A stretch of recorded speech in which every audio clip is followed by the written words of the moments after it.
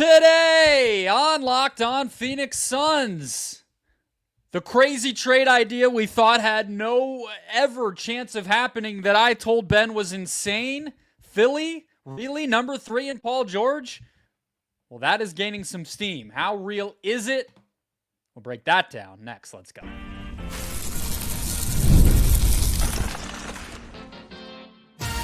You are Locked On Suns, your daily Phoenix Suns podcast.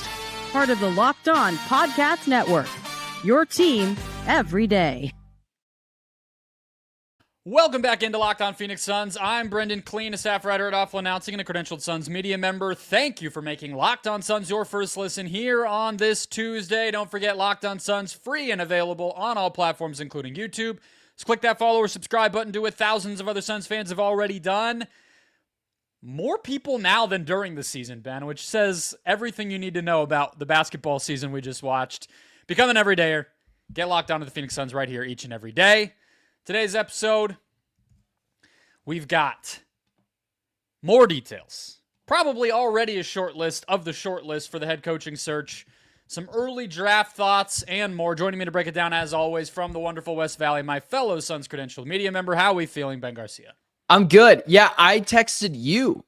I was like, hey, man, I know you told me that, hey, just be prepared when the season ends. Viewership kind of takes off a cliff, which makes sense because it's not the NBA season. Less people are going to tune in if there's no games. That's not the case. Like, people are just listening now.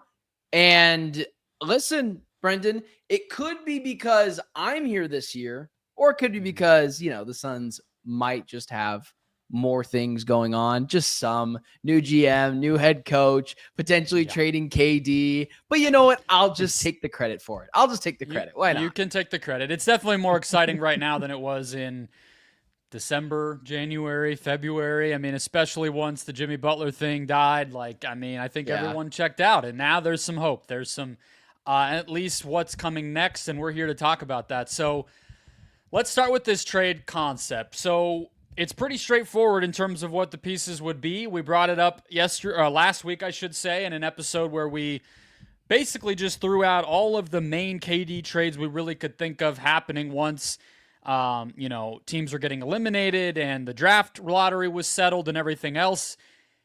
And you were like, this is a wild card, but the money makes sense and Philly might want to win now. So what if they just sent the Suns Paul George, who they don't want to deal with salary-wise? He has 3 more years left on that crazy max he signed.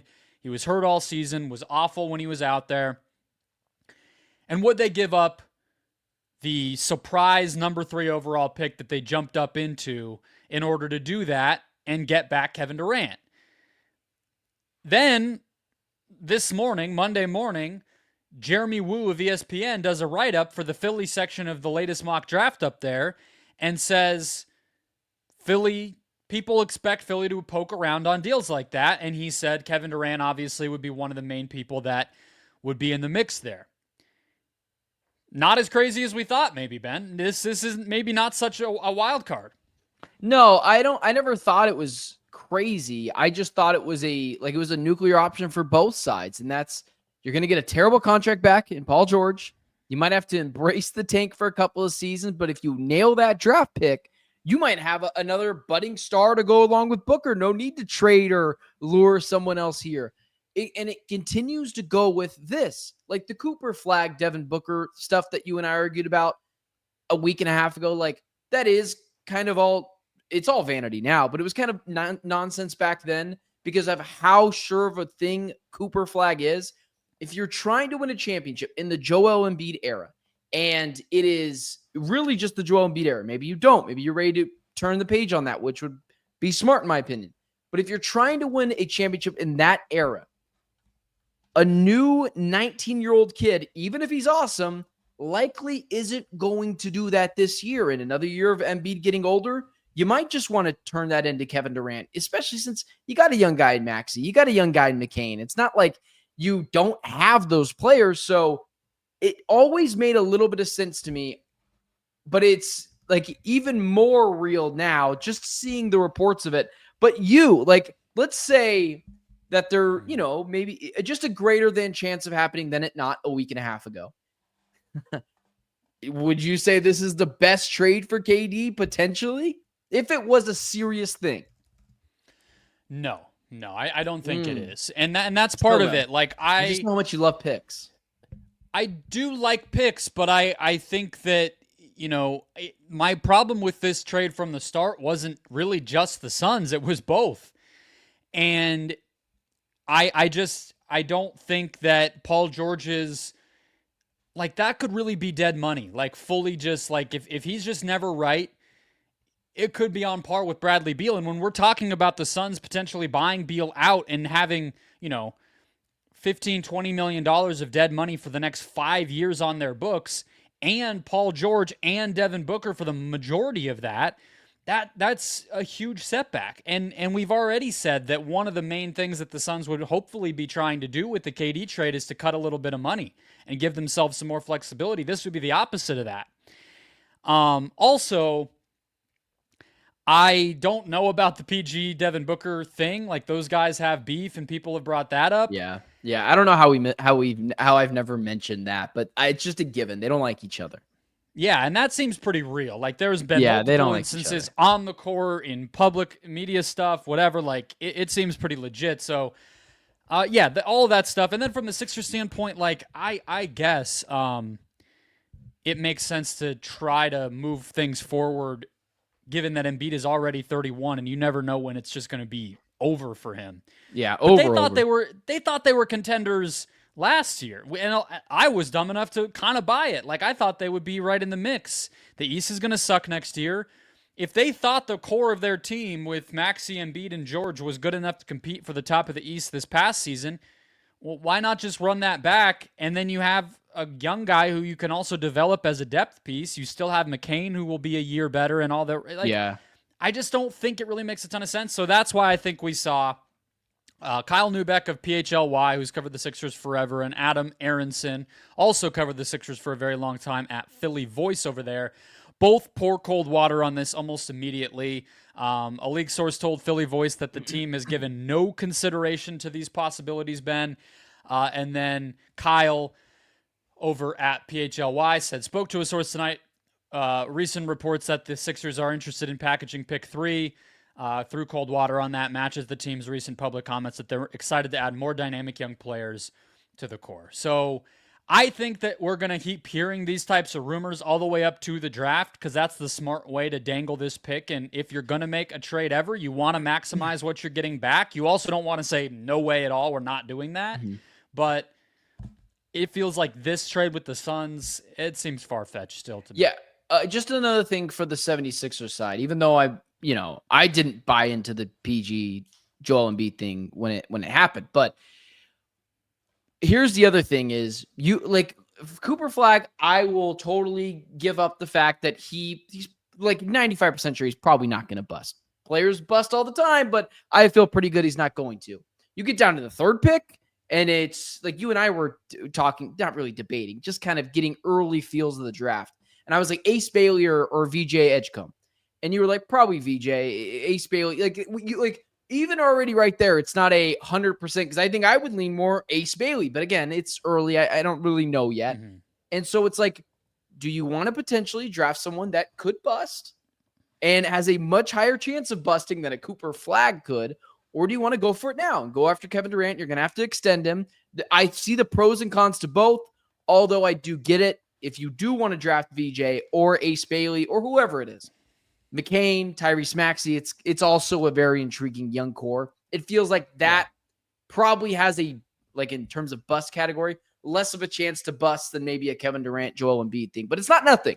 It's not nothing. Yeah, so the one thing that I think that Philly could end up doing, and why I think they're not ever going to fully shut the door on trading that pick, I think it's more likely for them to trade down rather than to trade for a superstar or something. And so Sam Vecini at The Athletic, I was reading through his mock over the weekend, or he just had kind of a combine intel piece. And he was like, hey, what about Philly trading back with Brooklyn and getting Cam Johnson, plus number 19 and number 27. So not even the number 8 pick that Brooklyn has, but the other 2 that they have in the first round. Actually, they have 4. So 2 of the other 3 that they have. They can't make 4 selections though, right? They have to get rid of 1, or are they allowed to have 4? I don't think there's a limit on how many draft picks you can have. Yeah. It's just this might have been this might have been old, but the Oklahoma City Thunder, remember they had to give up one of their first round picks not too long ago because they had too many. I think it was just a roster spot issue. There's no limit on how many draft picks you can make in the first round. I don't know why I thought that, but I thought you could have a max of 4. I didn't think you could have. I think you're in roster the clear. spot It's just you run out of players. Yeah. So, but then with that, you're adding Cam Johnson. You're still drafting some guys and looking for the future, but also giving yourself a chance to still compete this year. Like I think something like that. I know Sam Cooper of the Timeline threw out like could the Suns try to instigate some kind of 3-team thing where they get Lowry back for KD as part of this instead of PG and there's moving pieces there? I don't know. But I think something like that where the Sixers maybe trade back and still get some vet pieces are more likely than them just going all in and giving up that number 3, basically lottery ball that they just won out of nowhere. I know you just threw that one out there, but Sam, what pick would the Suns be getting in that scenario? Because I doubt they get 8 if they're not giving KD to Brooklyn. So I think that they would they might get just Markkanen. The Suns? Yeah. What do you mean? I don't know what you're confused about. The Suns getting Markkanen or the Sixers getting Markkanen? The Sixers still getting Durant. Yes. But trading back instead of out. Yeah. And then the Suns getting Markkanen. Larry Markkanen? I don't know what you're confused about. You got to be more specific here so I can help the audience and you. I am just kidding. Okay, yeah, because I'm confused too. Who is getting Larry Markkanen in the scenario? The Suns? Larry Markkanen doesn't play for the Nets. I brought up a different team. You just didn't hear me, dude. I said Sam Cooper brought up an idea where the Suns trade back with the Jazz and the Sixers trade back with the Jazz. Okay. They get Kevin Durant. They get whatever pick Utah has, which I think is 8, like you just said, or maybe 9, 7, whatever the Jazz have, and then the Suns get Markkanen. So it's just a bunch of different ways to maybe make this something where the Sixers aren't trading everything for Durant, but they're just trading back. Maybe they still get Durant if the Suns do want to really be aggressive and try to get involved, but that's where I think this might be headed instead. That'd be an insane. That'd be an insane get. But I think you said Nets, not Jazz. But that's why I was. I may have misspoken. We were talking about the Nets first, but Markkanen obviously plays for the Jazz. So let's get to the new details on the coaching search. A finalist pool already seems to be coming together, courtesy of our local guy John Gambadoro. We'll get there next. First today's show brought to you by Car Gurus. Shopping for a car should be exciting, not exhausting, but between the confusing prices and hidden fees, it can feel overwhelming. That's why I love using Car Gurus. They help you cut through the noise and show you the best deals with full confidence. With over 4 million listings, Car Guru has more new and used cars than any other major online marketplace. They verify dealers, provide real price analysis, and give you the tools and data you need to make the right choice without second-guessing yourself. Look, I one time got in an accident, had to look for a car at the drop of a hat, and the market was in an absolute tailspin in the wrong direction for good old me to be buying anything. And dealerships are the absolute worst. Car Gurus is the place to go. Get rid of all that nonsense. Get a price that's reasonable without the hassle and the nonsense. Buy or sell your next car today with Car Gurus at cargurus.com. Go to cargurus.com to make sure your big deal is the best deal. That's cargurus.com, cargurus.com. All right, Ben, let's keep it rolling here. We've got some coaching news already. Just one day after the first round of coaching news, John Gambadoro on their radio show over at Arizona Sports on Monday just cast aside James Borrego and David Fizdale. The retread guys, not really strong candidates, not really real options, it sounds like. He said Chris Quinn, that was the first name he said, had a terrific interview. He expects Micah Nori and Sean Sweeney to be part of the finalists. He expects there to be 3 or 4 finalists, and it sounds like if there's 4, Gambo is leaning toward Jordan Ott being that guy. I will say this was music to my ears. This is the exact trio of people. When you asked me who my top choices would be yesterday, this is who I said. Quinn, Nori, Sweeney. And here we are. They seem to be on the list. So I'm thrilled. What did you think? I can't get my arms around Sweeney as much as you can. Just more of a defensive guy.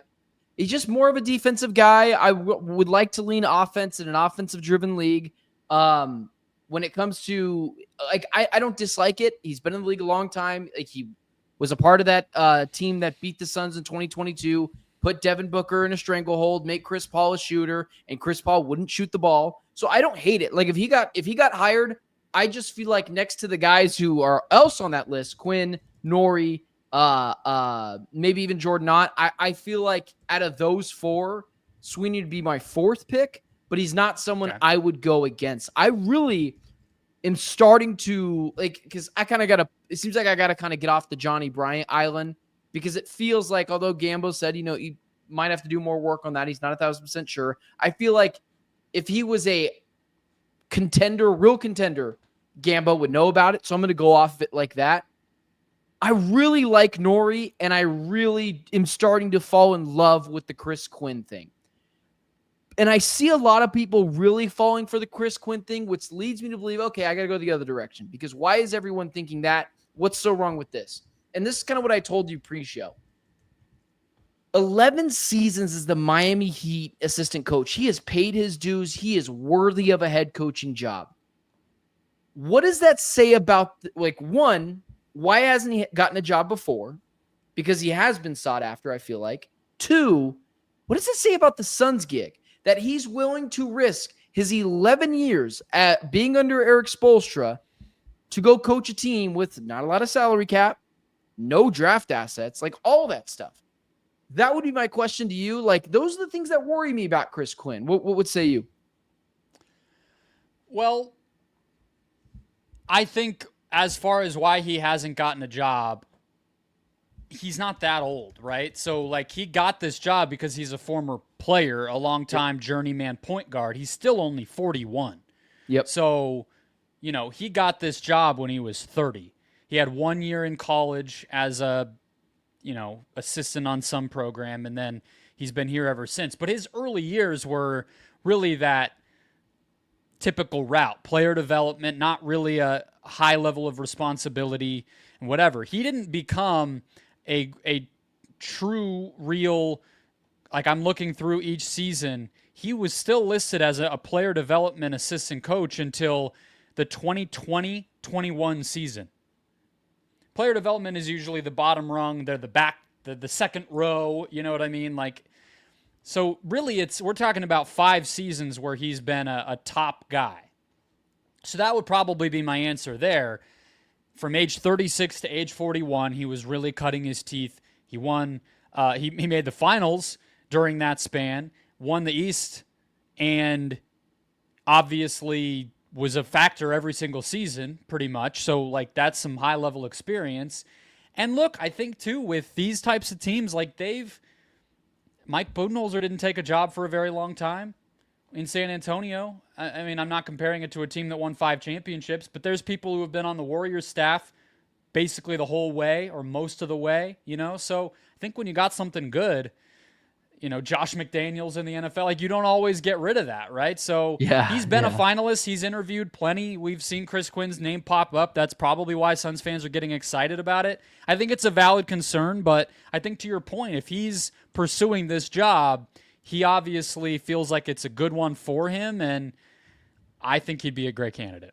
I think it is, like you said, a valid concern, but it's not like a super concerning thing. It just leads you to believe, because I have low sports self-esteem right now with the Phoenix Suns. Like, it's like the ugly dude that gets the pretty girl. It's like, why do you want me? Like, I'm not that funny. It's like me with my wife. And so with Chris Quinn, it's the same thing. It's like, why do you want me? Is there something The other thing wrong about with you? Quinn, is that he also was promoted to associate head coach last season.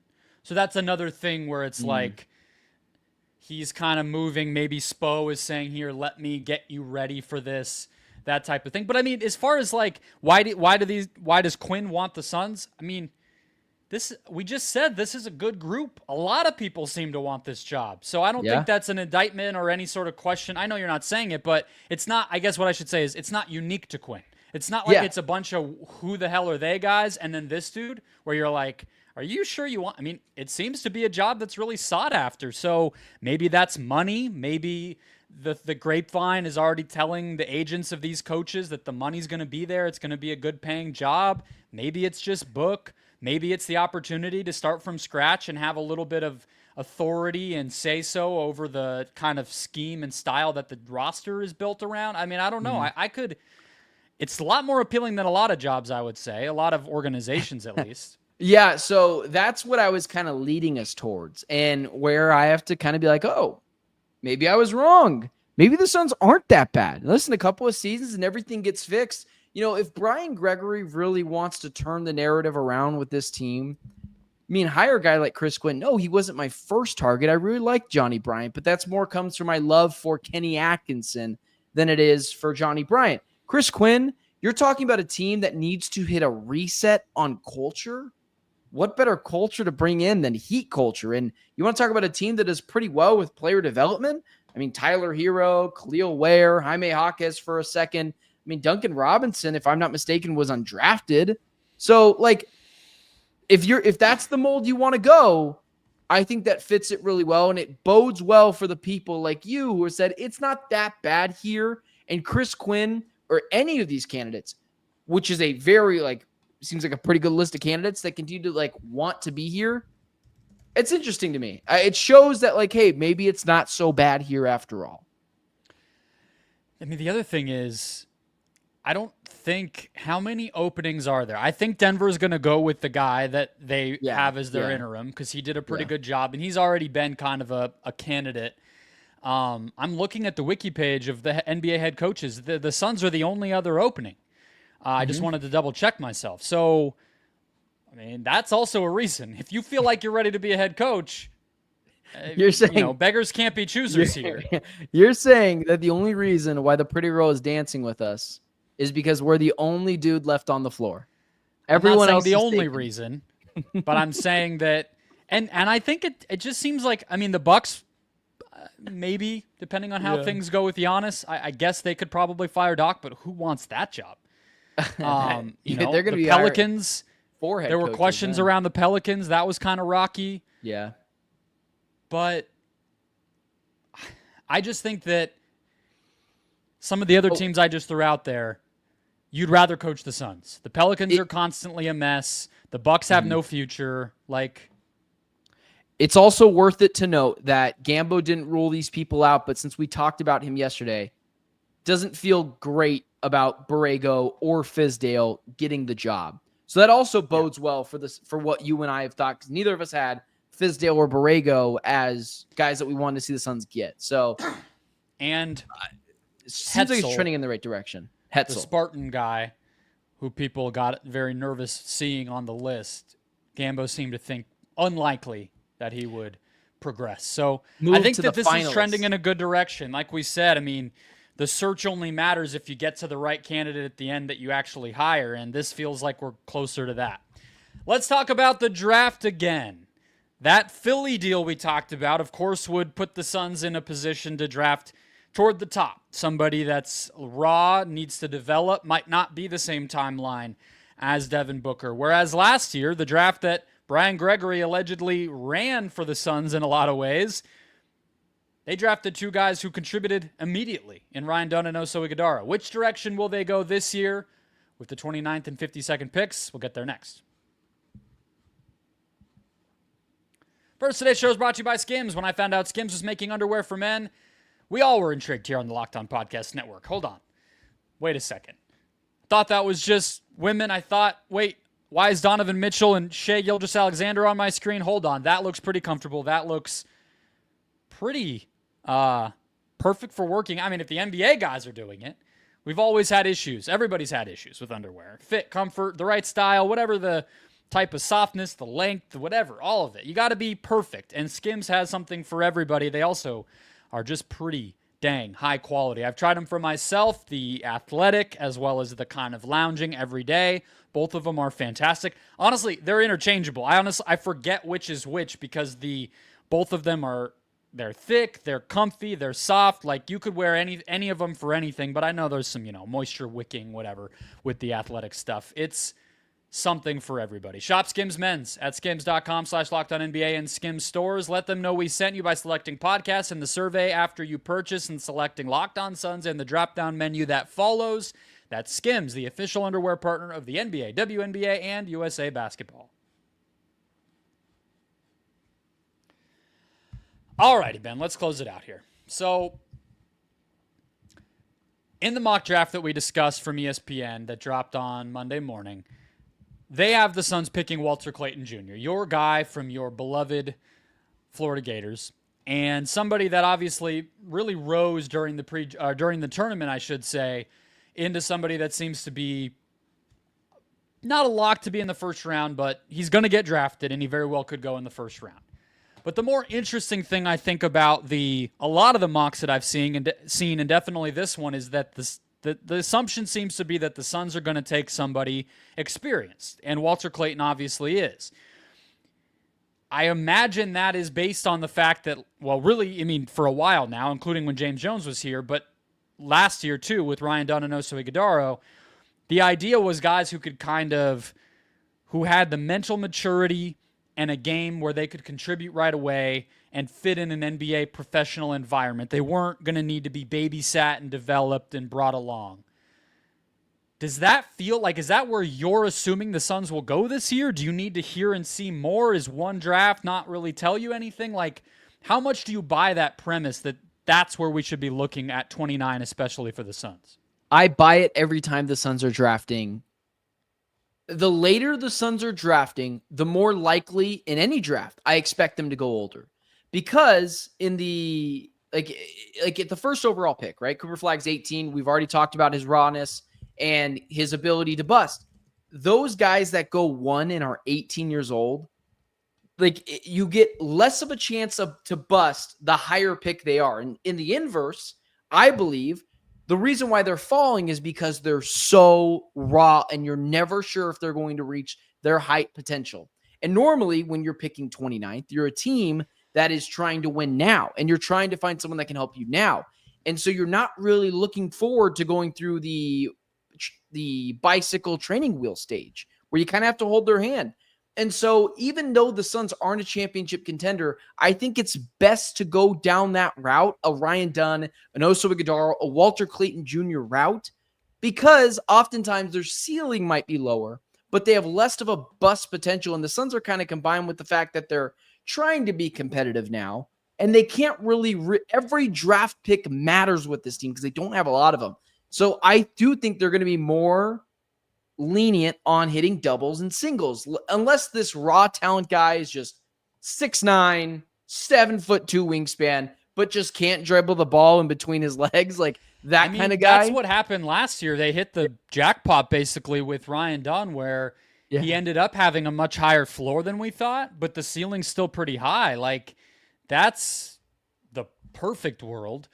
It seems like right now, well, here, let me just say, I agree with you because I think Book isn't also going to necessarily have the patience. We talked about, like, they have this year to prove to Book that they can nail the coaching move, the Durant trade, the draft, and show him that there is a potential on this current contract, or if he gets an extension on the years he has left under his deal, to get back to title contention. Like, he has to feel like that's the direction that this is headed.